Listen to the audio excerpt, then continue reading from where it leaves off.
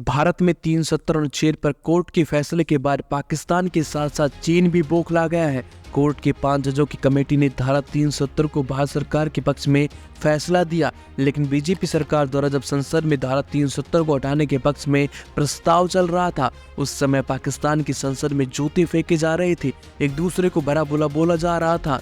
लेकिन अब कोर्ट के फैसले के बाद चीन को मिर्ची लगी है और बुधवार को चीन ने फिर लद्दाख पर फिर से अपना दावा किया है।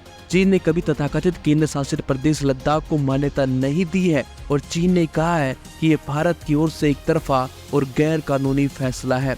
अनुच्छेद 370 पर सुप्रीम कोर्ट के फैसले पर माओ ने कहा कि भारत की घरेलू अदालत के फैसले से तथ्य बदल नहीं जाता कि चीन भारत सीमा के पश्चिमी इलाके पर चीन का अधिकार है। चीन की विस्तारवादी सोच उनके हर भाषण में दिखाई देती है। चीन दूसरे देशों की संप्रभुता को हड़पना चाहते हैं। चीन और पाकिस्तान के साथ साथ मंगलवार को मुस्लिम देशों के इस्लामी सहयोग संगठन ओआईसी ने भी सुप्रीम कोर्ट के फैसले पर अपनी आपत्ति जताई, लेकिन भारत सरकार ने संगठन के बयान पर कड़ी आलोचना की है। पाकिस्तान के नाम को लिए बिना विदेश मंत्रालय के प्रवक्ता अरिंदम बागची ने कहा कि ओआईसी सब आतंक को बढ़ावा देने वाले देश के कहने पर कर रहा है, इसलिए ओवैसी की कार्रवाई संदिग्ध है। ओवैसी, चीन और पाकिस्तान इन तीनों को ही अनुच्छेद 370 पर सुप्रीम कोर्ट के फैसले में आपत्ति नजर आ रही है।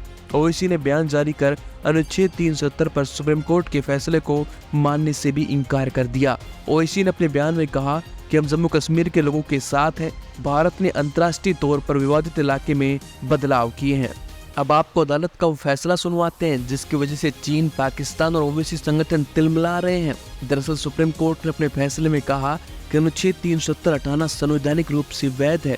इसके अलावा कोर्ट ने आदेश दिया कि जम्मू कश्मीर में 30 सितंबर 2024 तक चुनाव करवा लिए जाए, तो ये अपने आप एक बड़ा फैसला था, जिससे अब जम्मू कश्मीर में खुशहाली और प्रजा का राज होगा। वह अनुच्छेद 370 हटाने का सुप्रीम कोर्ट के फैसले पर पाकिस्तान ने भी कड़ी प्रतिक्रिया दी है।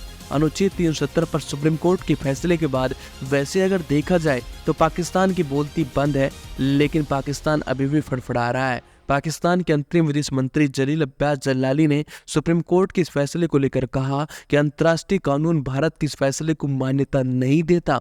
ये एक तरफा फैसला है और ये कानूनी तौर पर सटीक नहीं बैठता।